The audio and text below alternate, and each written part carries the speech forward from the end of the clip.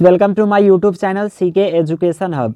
Friends आज के इस वीडियो में मैं आप लोगों को स्टोरी ऑफ इंग्लिश का तीसरा चैप्टर जिसका नाम है ओल्ड इंग्लिश को पढ़ाने जा रहा हूँ। तो फ्रेंड्स आप लोग इस वीडियो के अंत तक बने रहेंगे और इस चैप्टर को अच्छे तरीके से समझेंगे, क्योंकि आपके आने वाले बिहार बोर्ड इंटर परीक्षा में इस चैप्टर से 4 से 5 नंबर के क्वेश्चंस पूछे जाते हैं। तो आपके आने वाले बिहार बोर्ड इंटर परीक्षा के लिए बहुत ज़्यादा इंपॉर्टेंट है। तो आप लोग इस वीडियो को अंत तक देखेंगे और समझेंगे। तो आइए फ्रेंड्स इस वीडियो को अब हम स्टार्ट करते हैं। इसमें लिखा गया है the first period in the history of English is referred to by one of the following names.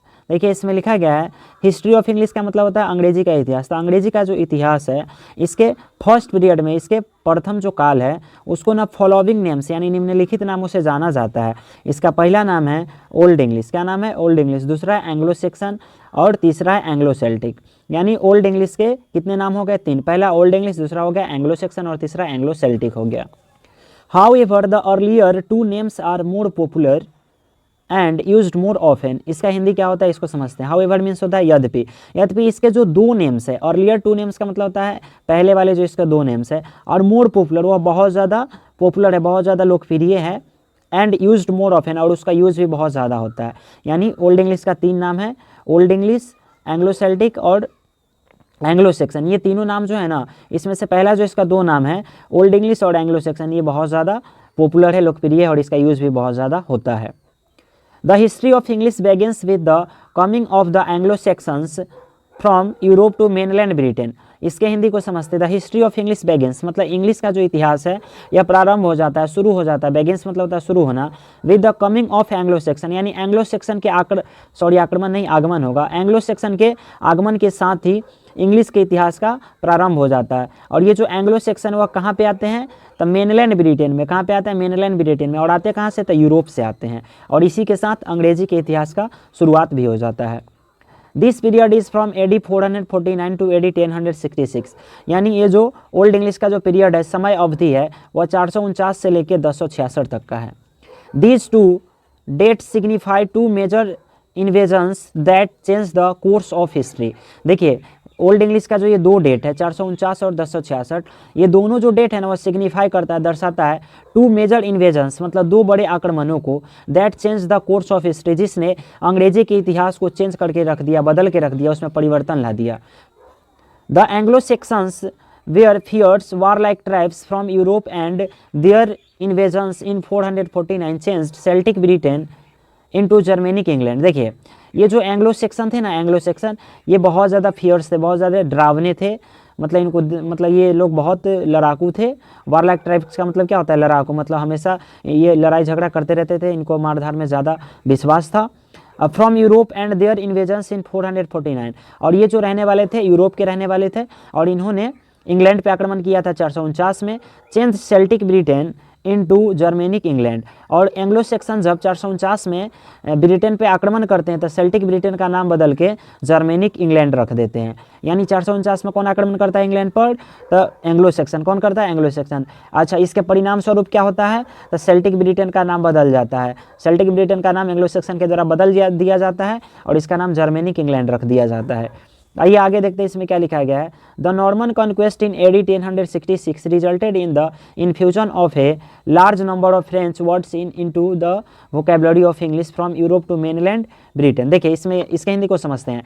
पहला जो डेट था 449, इसके बारे में हम लोगों ने पढ़ लिया कि एंग्लो सेक्शन आक्रमण किया था और सेल्टिक ब्रिटेन का नाम बदल के जर्मेनिक इंग्लैंड कर दिया था। और दूसरा जो बड़ा आक्रमण हुआ था वो हुआ था नॉर्मन कॉन्क्वेस्ट। क्या हुआ था? नॉर्मन आक्रमण। और ये कब होता है? 1066 में। और जब ये 1066 में नॉर्मन कॉन्क्वेस्ट होता है, नॉर्मन आक्रमण होता है, तो इसके रिजल्ट मतलब इसके परिणाम स्वरूप क्या होता है? इन्फ्यूजन मतलब बहुत सारे जो वर्ड है वह मिल जाते हैं। किस में? Large number of French words. इसका मतलब क्या हुआ? फ्रेंच के बहुत सारे जो वर्ड्स है, बहुत सारे जो शब्द है वह इंग्लिश वोकेबलरी में, अंग्रेजी का जो शब्दावली इसमें शामिल हो जाते हैं। और इस तरह से यूरोप से बहुत सारे जो वर्ड्स हैं वो मेनलैंड ब्रिटेन में आ जाते हैं। यानी देखिए यूरोप के रहने वाले थे कौन?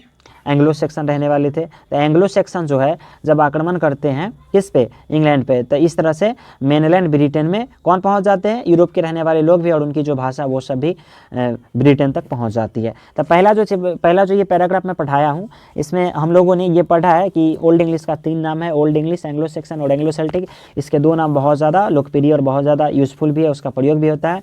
पहला नाम है ओल्ड इंग्लिश और दूसरा कौन सा, एंग्लो सेक्सन। इसमें ये भी बताया गया है कि ओल्ड इंग्लिश का जो 2 डेट है 449 और 1066, ये बहुत बड़े आक्रमण को दर्शाता है। पहला जो आक्रमण 449 में हुआ था वह एंग्लो सेक्सन के द्वारा किया गया था और दूसरा जो आक्रमण था वह किया गया था नॉर्मन लोगों के द्वारा। किनके द्वारा, नॉर्मन लोगों के द्वारा किया गया था। और नॉर्मन जब आक्रमण करता है तो उसके परिणाम स्वरूप क्या होता था, बहुत सारे फ्रेंच वर्ड इंग्लिश डिक्शनरी में शामिल हो जाते हैं। और ये एंग्लो सेक्सन जब आक्रमण करता है तो सेल्टिक ब्रिटेन का नाम बदल के रख देता है जर्मेनिक इंग्लैंड। क्या रख देता है, जर्मेनिक इंग्लैंड। आइए अब अगला पैराग्राफ देखते हैं, इसमें क्या लिखा गया है। इसमें लिखा गया है the relationship between the Celts and the invaders is difficult to describe accurately. इसका हिंदी को समझते हैं। The relationship between the Celts and the invaders, यानी सेल्ट्स लोगों के बीच और इन्वेडर्स के बीच जो रिलेशनशिप था, जो संपर्क था, जो संबंध था, उसको ना डिस्क्राइब करना, उसको व्याख्या करना एक्यूरेटली, सही सही व्याख्या करना बड़ा डिफिकल्ट था। क्या था, डिफिकल्ट था, बहुत ज़्यादा डिफिकल्ट था, मतलब बहुत ज़्यादा जटिल काम था। कैसे था, इसके हिंदी को समझते हैं। देखिए ये सेल्ट्स जो है ना, सेल्ट्स यानी ब्रिटेन के रहने वाले लोग थे और ये जो इन्वेडर्स है ना ये फ्रांस के रहने वाले लोग हैं। और इन्वेडर जो है ना ये नॉर्मन लोग ही है, नॉर्मन को इन्वेडर्स भी कहा जाता है। तो सेल्ट्स और नॉर्मन के सेल्ट्स और ये जो इन्वेडर्स थे ये दोनों के भी जो रिलेशनशिप था ना उसको ना व्याख्या करना सही सही बड़ा मुश्किल था।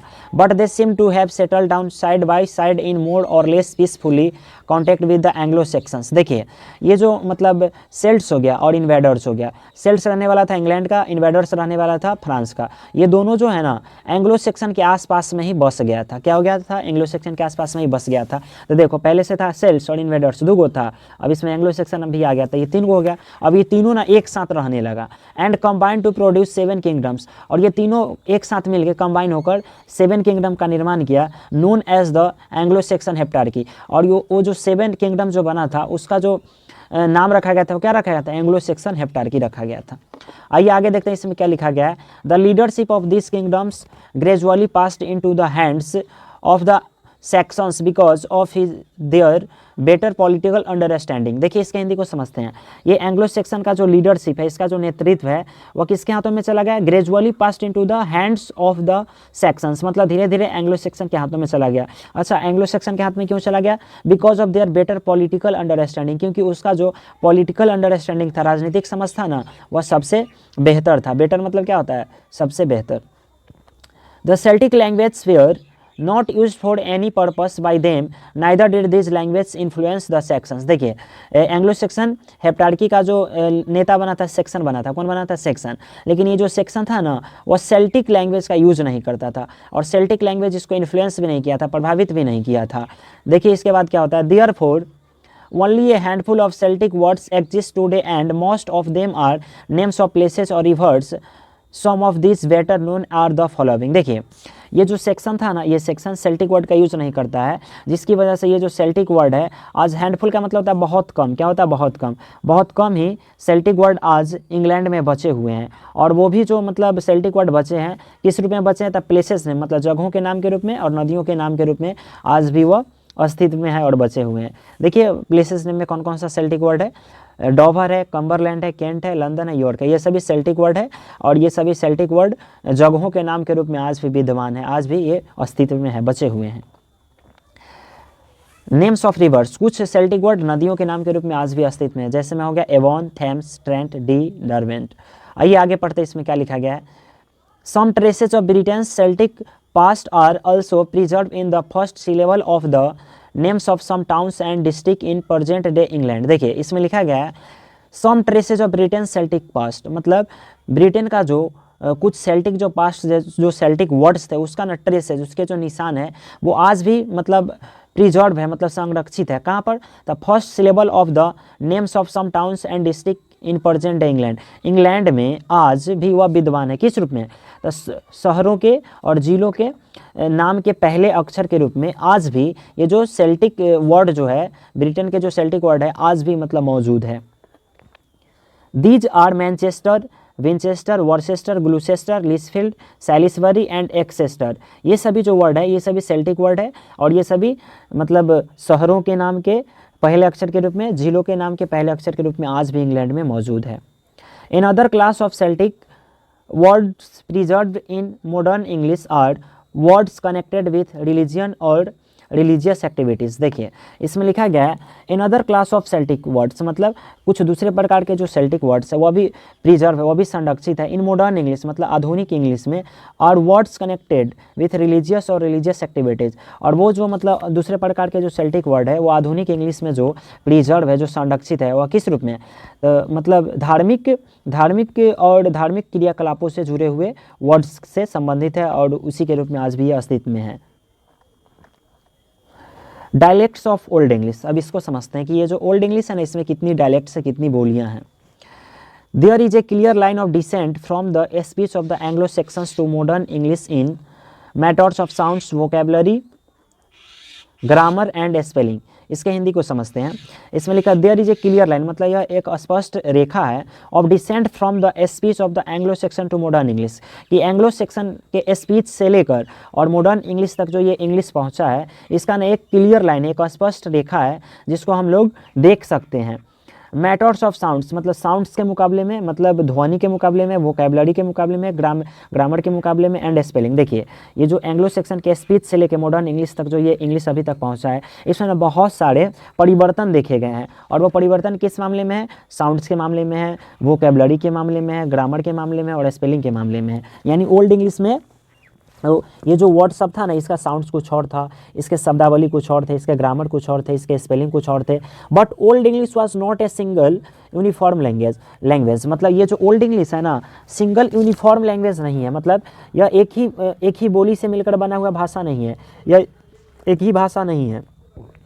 We can distinguish 4 dialects in old English, हम लोग जो है ओल्ड इंग्लिश में डिस्टिंग्विश कर सकते हैं, मतलब ओल्ड इंग्लिश को बांट सकते हैं 4 डायलेक्ट्स, मतलब 4 बोलियों में। और वो 4 बोलियाँ कौन कौन से हैं? They are Kentish, Northumbrian, Mercian and West Saxon. देखिए ये जो ओल्ड इंग्लिश है इसमें कितनी भाषाएं पाई जाती है, कितनी बोलियाँ पाई जाती है? 4। पहला कौन सा है? कैंटिस, नॉर्थम्बेरियन, मर्सियन और वेस्ट सेक्शन। ये चारों से मिलकर क्या बना है? ओल्ड इंग्लिश बना है। क्या बना है? Old English. आइए आगे देखते हैं। Thus it can be said that old English was dialectical, इस प्रकार जो भाषा डायलेक्ट से बनेगी उसे हम लोग डायलेक्टिकल कह सकते हैं। तो ओल्ड इंग्लिश में 4 डायलेक्ट्स है, इसीलिए इसको ओल्ड इंग्लिश को डायलेक्टिकल लैंग्वेज भी कहा जाता है, डायलेक्टिकल इंग्लिश भी कहा जाता है। This is understandable because 3 different Anglo Saxon tribes were involve and it was but natural that a variety in language existed। देखिए इसमें लिखा गया है एंग्लो सेक्शन जो है ना, एंग्लो सेक्शन यह इसमें ना 3 ट्राइब्स था, मतलब 3 जातियों से मिलकर बना हुआ था, ठीक है, एंगल सेक्शन और जोट्स। इसीलिए ये जो ओल्ड इंग्लिश है ना, ओल्ड इंग्लिश में ना क्या देखने को मिला? वैरायटी देखने को मिला, मतलब विविधता देखने को मिला है। देखिए ओल्ड इंग्लिश बना है 4 बोलियों से मिलकर, कैंटिस, नॉर्थम्बेरियन, मर्सियन और वेस्ट सेक्शन। जो 4 बोलियों से मिलकर बनेगा उसमें वैरायटी तो देखने को मिलेगा ही, विविधता देखने को मिलेगा ही। और वैसे ये जो एंग्लो सेक्शन जो है, एंग्लो सेक्शन का जो मतलब ट्राइब्स था, कितना ट्राइब्स था? 3 ट्राइब्स था, तो मतलब 3 ट्राइब्स के लोगों द्वारा बोली जाने वाली बोलियों से मिलकर ये ओल्ड इंग्लिश बना है, तो उसमें वैरायटी देखने को मिलेगा, विविधता देखने को मिलेगा। आइए आगे देखते हैं इसमें क्या लिखा गया है। Some characteristics of old English, यानी ओल्ड इंग्लिश की कुछ विशेषताएं हैं उसके बारे में पढ़ लेते हैं। इसमें क्या लिखा गया है? Some features of old English. OE का मतलब होता है ओल्ड इंग्लिश, क्या होगा? Old English. तो इसमें लिखा गया है some features of OE make it very difficult to read and understand the text of his period, this period. देखिए इसके हिंदी को समझते हैं। ओल्ड इंग्लिश का ना कुछ फीचर्स है, मतलब इसकी कुछ विशेषताएं हैं, मेक इट वेरी डिफिकल्ट, जो इसको ना बहुत ज़्यादा कठिन बनाता है, बहुत हार्ड बनाता है, टू रीड एंड अंडरस्टैंड, पढ़ने और समझने में, the text of this period. Old English period में जो भी टेक्स्ट, जो भी पुस्तकें लिखी गई थी उसको ना पढ़ना और समझना बड़ा डिफ़िकल्ट है, बड़ा मतलब कठिन है। क्यों? तो इसके कुछ फीचर्स है, इसके कुछ